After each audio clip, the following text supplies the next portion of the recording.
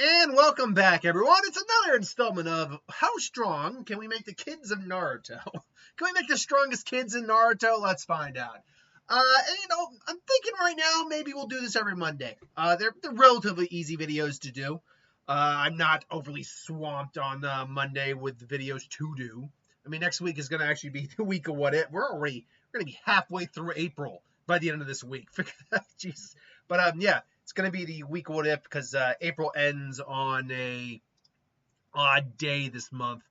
Ends on a Wednesday. So next week's week of what if, then it's the week of who would win, which when that happens, I usually stretch out the week of who would win to the whatever day in the last week of it. Anyway, I digress. So we talked about Naruto last time, and we'll do more Naruto down the road. Obviously, there's plenty more characters to do it with, from all the other female characters to gender bending the male characters. But it's only fair that Sasuke, the not protagonist, I can't say it, deuteragonist, not agnorist, protagonist, deuteragonist, there we go, deuteragonist, gets his time to shine. Now, obviously, we only really got Sarada to look at, and wouldn't you know it, it's perfect, she's right there. Sarada to go over for what we can expect for someone who would be the offspring of Sasuke. And to be honest, Sarada doesn't have a lot going for her outside of being an Uchiha. Let's see. Let me actually get what Sarada actually has going for her. Yes, she's an Uchiha, and therefore she inherited the Sharingan. Still don't know why. I mean, and she needs glasses when not using her Sharingan, but whatever. In terms of what she actually inherited, she really didn't inherit her father's progeny talent. She's well regarded as an elite Genin who excels at everything, and is even stronger than her father was at that age. Well, that's good. She's deemed as the future contender to be Hokage, having been evaluated at third in her class in the academy, and noted to be capable of easily passing the Genin exams. Even for graduation in the academy, her combat skills are already considerably high, being able to seduce several Mangekyo Sharingan-wielding Shin Uchiha clones. For reasons yet to be explained, she's unaffected by Ada's omnipotence. 3 years later, she's brilliantly more powerful. She inherited her mom's expert chakra control, and enhanced raw strength, which that's not including like manipulating it with her chakra. Apparently that she had to use her Sharingan for it. She also inherited it as Sharingan. She obviously has her chakras reserves are relatively high, but not super high. She's also got the lightning release of her dad. She did learn the Mystic Palms technique. Though she originally struggled with the skill, at least in the anime. So she did inherit that from Sakura, for what it's worth. She has both the fire, lightning, and yin-yang release, and obviously she has a Sharingan and a Mangekyo Sharingan as well. So, she inherited her dad's Sharingan, probably a larger chakra reserve courtesy of him. It's actually, and a lightning release, and fire release. And we should note right out the gate that any kid of a Sasuke's is going to have a dojutsu of some kind, because he is an Uchiha, and is going to have to know fire release, because that's just par for the course when you are either marrying into the Uchiha or being the kid of an Uchiha. So whatever kid this would be is going to be Uchiha in terms of their base abilities. And right now I'm checking one other thing here. Okay, yeah, that makes sense. Okay, so with that being said, though, let's start off with one of the ones that, give it a minute here. We started with Naruto first time. Let's start with his wife first off. And this is going to be the one I think we spend the most time talking about. Sasuke and Hinata. Insert your shipping here. By the way, she's looking a bit sultry, and she got that sultry look on her face. So it's like, she'll look like, oh, you don't know what I'm about to do to you, do you? Like, she's got that look on her face. People say it's like, oh no, she had a glow down. It's like, I don't know about that. But anyway, so let's get the obvious out of the way first. Again, the fire release, sure. The dojutsu we're saving for last. This kid would almost certainly have a much larger chakra pool than, say, most average Genin would. Even by other clan measures. We don't know, again, what Hinata's chakra levels really were. We assume they were on the at least mildly larger side, just because she was prone the head of the clan. Neji had large chakra reserves, and she ultimately did surpass Neji in the long term because she outlived him. Neji would have surpassed her. He was considered to be the best, strongest Hyuga of his age, or ever, honestly, now that I think about it. But you also add in that she did, I believe, get a little bit of it. I believe it's Hamura's chakra. Correct me if I'm wrong with that. She got a little bit of 6 paths of Sasuke chakra in her during the last, and it's believed that did carry over into the when Boruto and Himawari were conceived, and that's why Boruto ended up having a Jogan, because there were 6 paths chakra. Naruto technically still has, mixed with the remnants of what Hinata still has, made that. That's the theory anyway. So not only would this kid have a larger chakra pool, they would also have access to a fighting style like with a combination of the gentle fist and the intercepting fist of the Sharingan, or of the Uchiha clan. That's their fighting style anyway. So that's unique in its own right. They would still have to learn fire, but surprisingly, they would be a lot more like Sarada and Sasuke, particularly Sasuke, who, even though he learned fire style, was actually a lightning release user as his primary element. And this kid would be the same, because Hinata's primary element is actually lightning. It's not fire. So that's kind of interesting. So therefore, the kid would definitely have Chidori under his belt, all that. Okay, now let's get to the big thing that I would spend the most time talking about Hinata with. The dojutsu. Now, believe it or not, Kishimoto did in fact give an answer to what happens when if an Uchiha and a Hyuga were to have a kid. Which dojutsu would they inherit, or whatever? And the answer he gave was kind of bullshit. It's like, oh, they would awaken one in one eye and one in the other eye. So let's go with that notion for a second. You have a Byakugan in one eye and a Sharingan in the other eye. That sounds powerful, and it is powerful. You have 2 separate, overly powerful dojutsu in your eye. But the fact is, what is functioning differently than the other? Your left eye has the Byakugans, you're having all the effect. Your Sharingan's in the other eye. You do it together, you're going to be so disorientated, it's not even funny. So it's something that the user would have to practice with, definitely. Now, the upside is they theoretically can just activate one at a time. That's actually something we've never actually seen. We've never seen, correct me again if I'm wrong, we've never seen an Uchiha literally just we'll use one of their eyes to activate a Sharingan, and then use another eye to activate a different, we've never seen them activate it one at a time. They've always been activated together because there's no reason not to. So it's actually kind of interesting, the idea that you could activate one or the other. And definitely with 2 different dojutsu genetically in you could do that. That being said, I've never liked that answer, just because, well, you've got 2 either. I feel like it's more like you activate one or the other. You don't necessarily get both.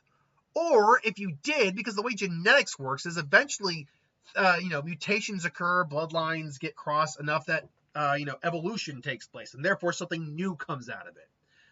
My thought process is actually twofold here. I think the argument can be made, especially because of the 6 paths chakra, that whatever level of that Hinata has, and the fact that Sasuke is still the reincarnation of Indra, and the 6 paths chakra is still there in him as well, although it's more in his ocular jutsu than his actual chakra. That you would get one of 2 effects. You would get someone who has a hybrid, a Sharakugan, if you will, or what would it be, Baingan, Shirakugan, which would be a Byakugan Sharingan.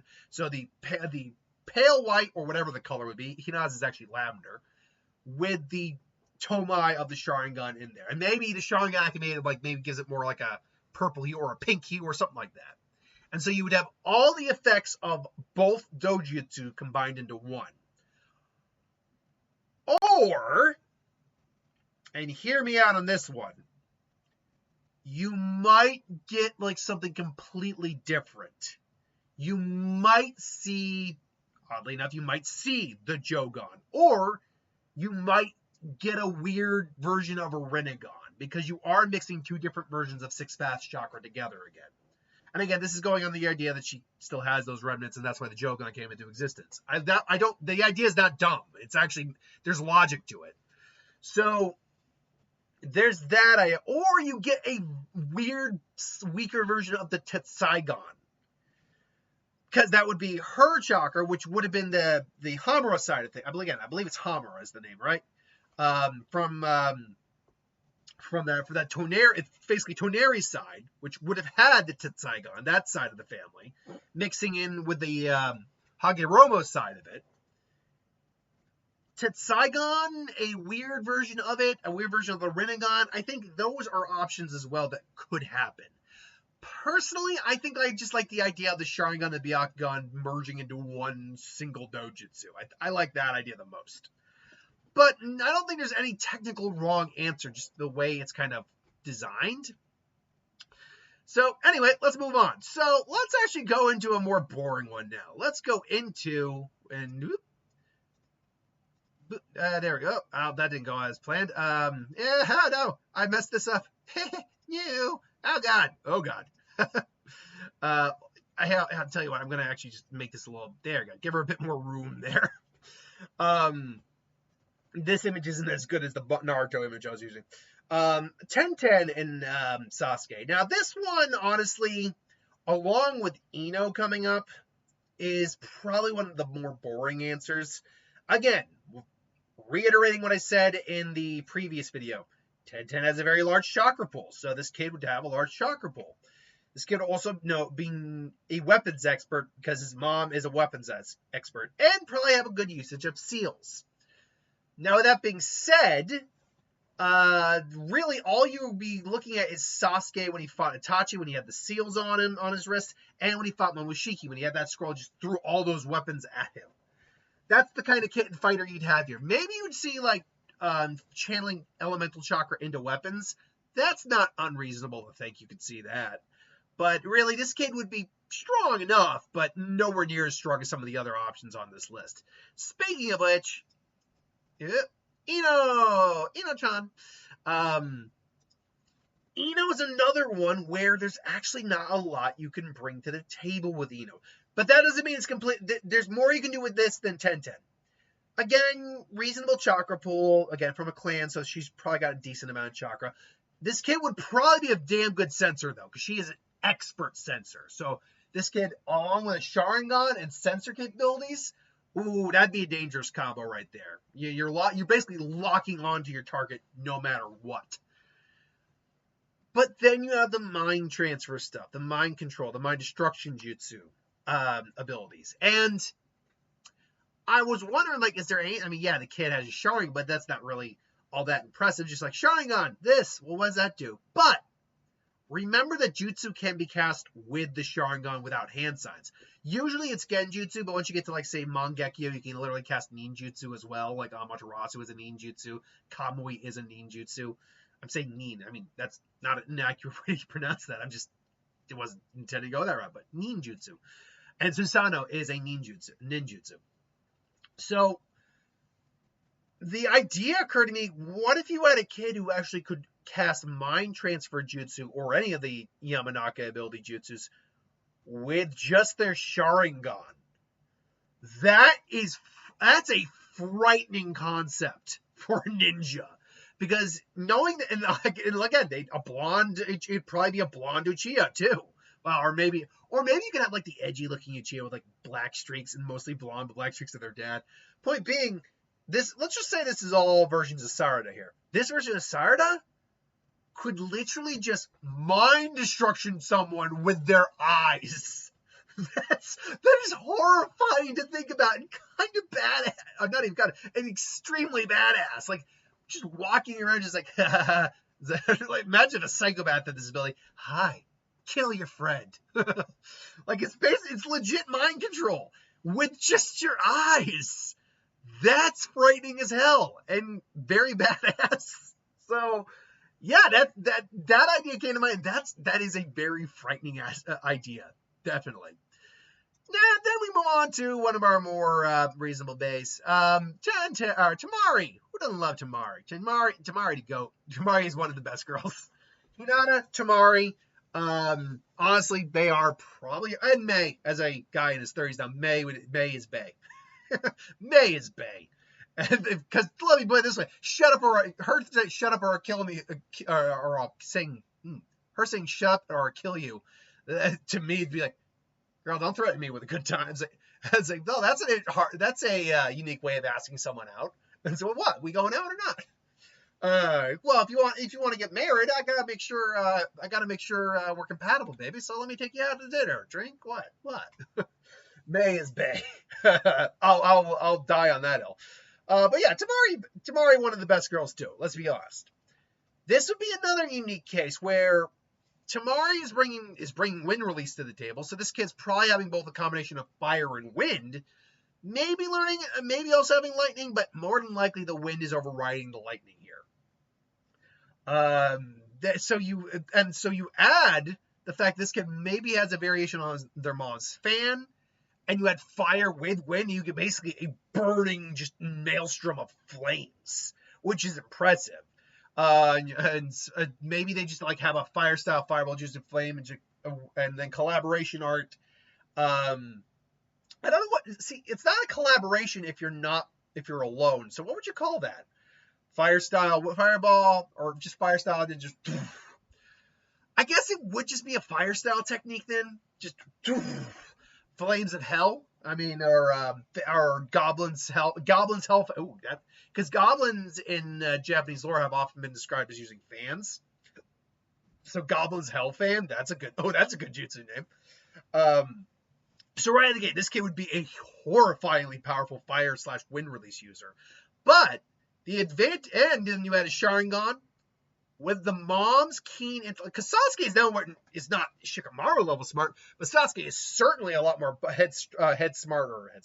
book smart, and analytical than someone like Naruto is. And Naruto definitely improved as the series went on. And Sasuke is still definitely the more tactical of them. It definitely has more bad because he's also been out there longer. He is arguably the smarter of the two of them. So you get someone who's near Shikamaru level intelligence with someone who's just smart enough, like not smart enough, but relatively intelligent. You would still get a highly analytical, highly intelligent, Sharingan wielding, and overly powerful fire user and wind user. So yeah, that would be a dangerous combo as well. But last and not least, I did Tsunade last time, and you guys asked, where's Karin? Well, somebody asked, where's Karin? Well, here's Karin. Whoop, there I go. Here's Karin. Remember, I'm not doing everyone in one video. There's a reason I put part 1 at the beginning of that video. We're going to do plenty of these videos. So Karin. So Karin, as far as you know, is pure Uzumaki. This is due to the fact she can use the adamantine chain, her red hair, but the fact that she can use the adamantine chains is the big thing. That tells us she's pure Uzumaki. She also has Kaguya-zai, which is kind of a broken ability that lets her just see chakra and sense it from kilometers away just by closing your eyes and opening your third eye. She has a healing capability where people can suck on her chakra and heal themselves. So, what would a child like this look like between these two? Again, huge chakra reserves. She also have really large reserves. Uzumaki have among the largest reserves in the ninja world among clans. Even the Senju reserves aren't as large as theirs, from what I know. They're like the second largest, if I'm remembering correctly. So, already, kid's got a huge chakra pool. Now, the kid is not pure Uzumaki is the problem. And Naruto, they'd be half Uzumaki, and Naruto's half Uzumaki, and as far as we know, can't use the adamantine chains. This does not mean a half Uzumaki couldn't use the adamantine chains. We just don't have an example of that being the case. So it's at best speculatory. But let's say, for argument's sake, you could get the adamantine chains here, because again, you got some six path chakra in there. courtesy of Hagoromo, thanks to the dojutsu, all that. I'm not saying that would be the deciding factor. I'm just saying it could help. If this kid did have adamantine chains, let's look at it with and without. If they had adamantine chains, well, first off, they're going to be busted anyway, because no matter what else I give them, you're just adding that onto adamantine chains then. But also, I don't know what her main chakra, I think it's water is her main chakra element, and then fire, I think. Either way, fire style, adamantine chains, you could merge fire style into the adamantine chains. That'd be horrifying. Most likely would inherit either mom's Kagura's eye or her healing capabilities. It's hard to say whether or not they would inherit both. We just don't know if they could inherit both. If they could inherit both, then you've basically got all of Karin's abilities added on with Sasuke's dojutsu, the Sharingan, possibly a little bit of six path chakra as well, although again not guaranteed, and then Sasuke's training on there as well. So you would have a pretty powerful kid. I would say, though, the most strongest kid in this entire lineup, though, would still be Sasuke Hinata's. Because you have two dojutsu and two individuals who do have six-path chakra to some degree that can intermingle and create something stronger than before. And worst case scenario, the kid just has two different competing dojutsu that they just got to learn to either use in conjunction with each other or learn to use separately. So either way, you probably have the strongest kid there with Hinata. Otherwise, I would say Karin is probably the second strongest one if we're going all out and say like the adamantine chains. Has the biggest chakra pool. Bar none has the biggest chakra pool. Then I'd say it's probably Tamari as the third strongest kid you'd get here. Then it'd be Ino, and then bringing up the rear, it would be she's got. It would be 10-10. Sasuke, come back. Sasuke, why? There we go. So yeah, it would be 10-10. So yeah, that's part one of strongest kids in Naruto, grading them, Sasuke edition. Obviously, we'll do more Naruto and Sasuke. We'll definitely gonna be doing more of the roster of the Konoha. We'll gender bend the Konoha gang as well. Next time we do this, though, we will flip flop it. We've done Naruto and Sasuke. I think next time it's only fair to do both their wives, Sakura and Hinata, and see what else we can do from that. And the thing is, too, once we start like flipping the script, it's going to be easier to get through a bunch of characters faster because I'm already going to have talked about Naruto and Sasuke and other characters down the road. Anyway, though, that's my thoughts. Thanks for watching. Hope you enjoyed. Like, comment, share, subscribe, and I'll see you guys for the next one. Later.